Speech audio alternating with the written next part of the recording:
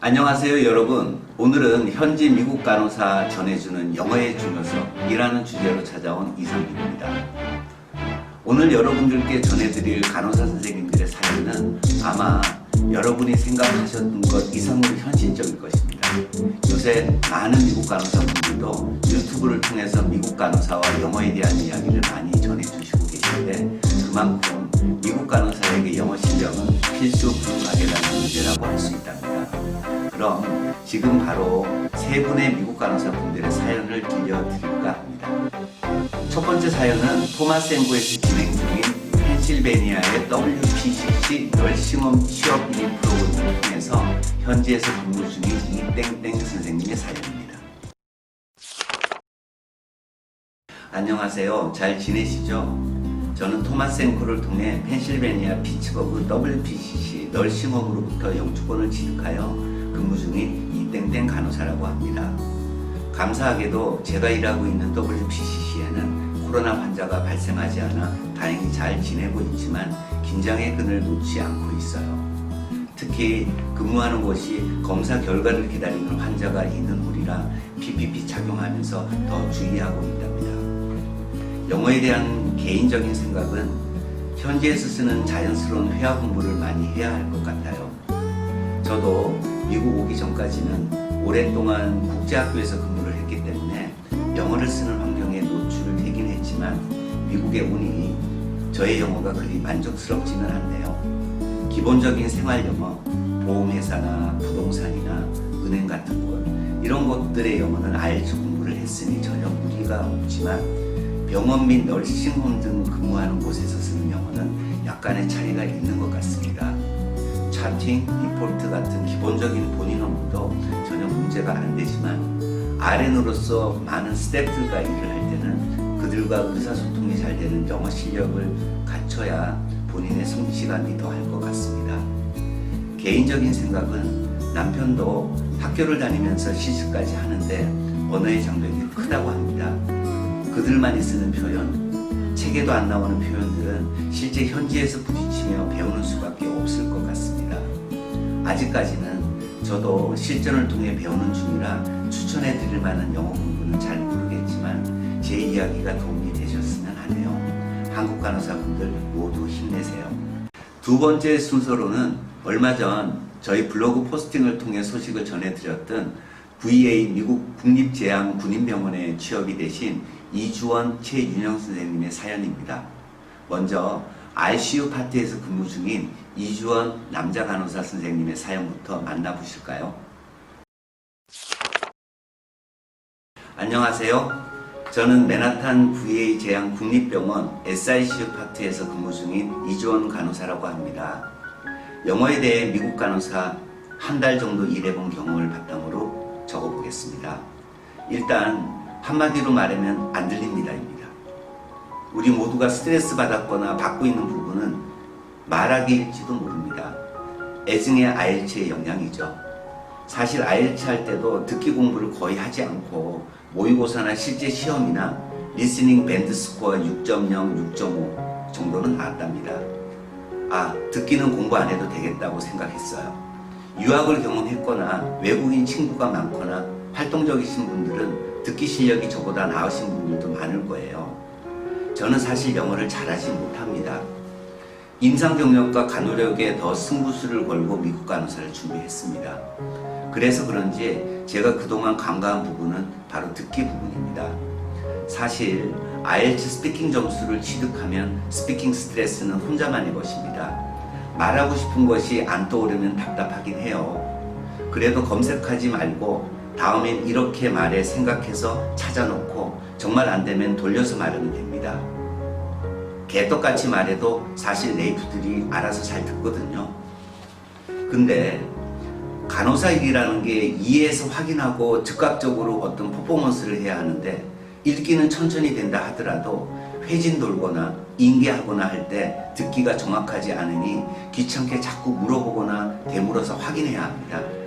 의료진들이 아침마다 와서 회진을 하고 오늘 어떤 시도를 할 것인지 엑스튜베이션을 할 건지 시데이션을 할 건지 어떤 걸 왜 어느 수준으로 할 것인지 등등 세부적인 부분들을 다 같이 상의하고 시행하는데 10개 중에 5개만 알아들으면 저 혼자 이상한 간호사가 되고 말거든요.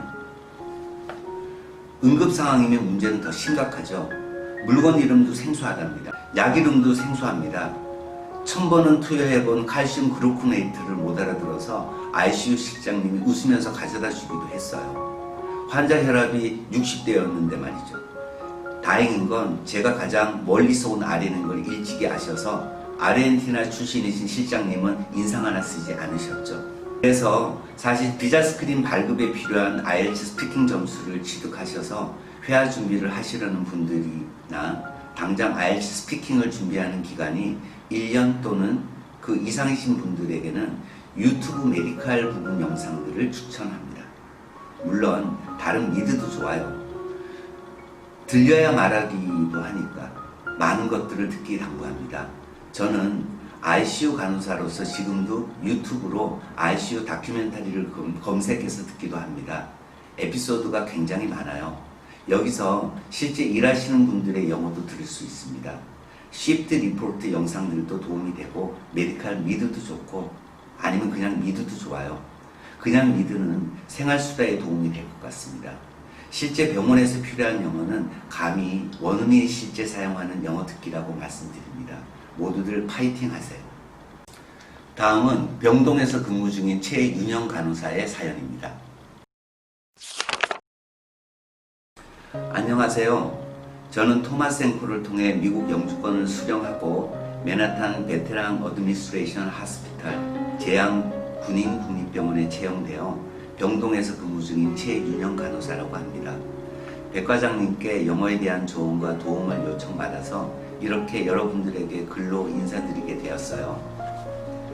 일단 영어는 무조건 정말 중요하다고 생각합니다.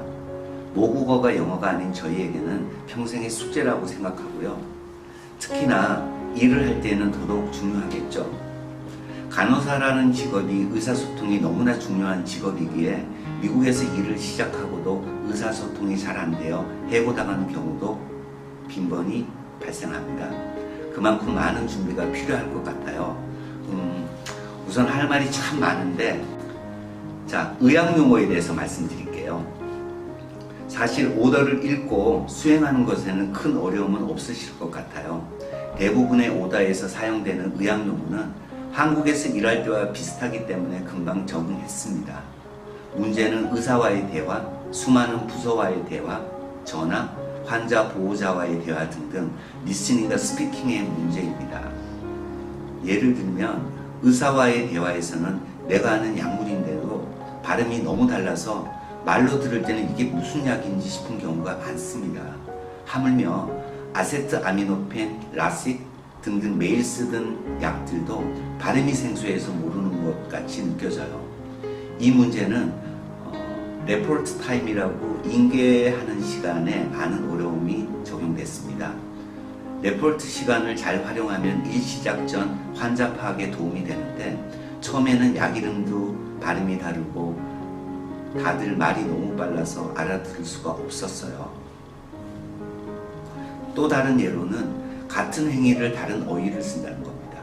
얼마 전 환자가 폴리카테터를 리무브하고도 셀프 보이딩을 못해서 리시즈 유린을 측정하고 넬락톤 카테토라이저를 해야 하는 상황이었습니다.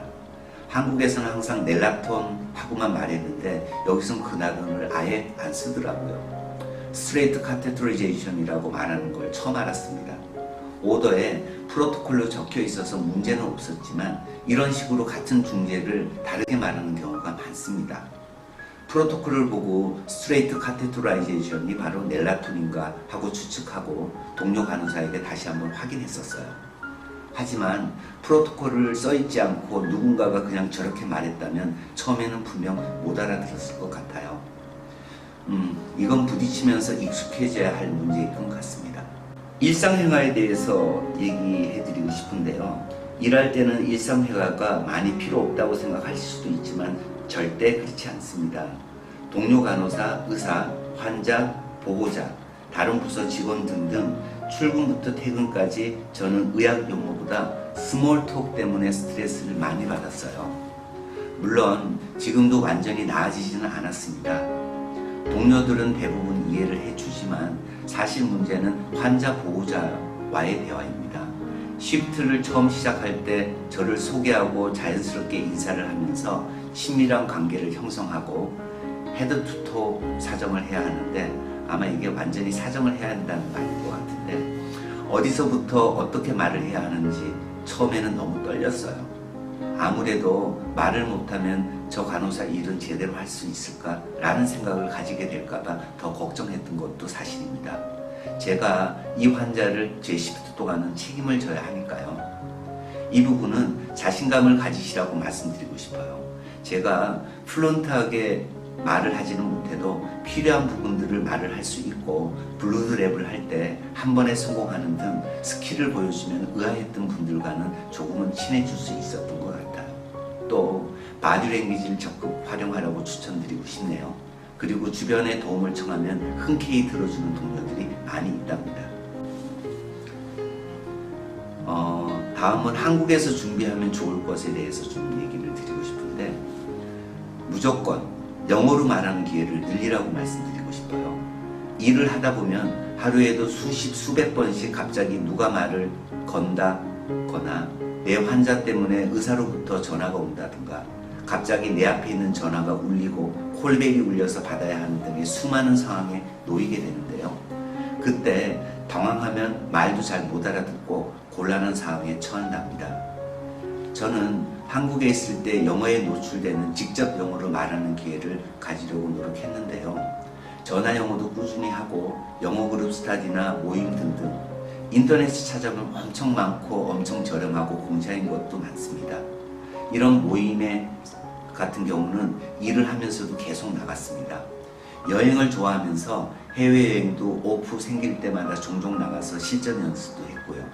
미드나 영화는 리스닝에는 좋겠지만 꼭 필요한 스피킹에는 별로 도움이 되지 않는 것 같아요.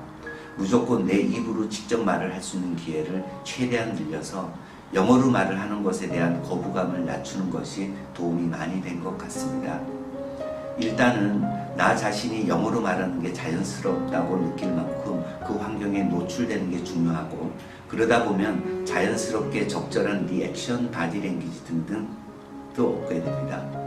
또한 의학 용어 같은 부분은 유튜브에 Nursing Vocabulary, Medication English 등등 찾아보시면 많이 나온답니다.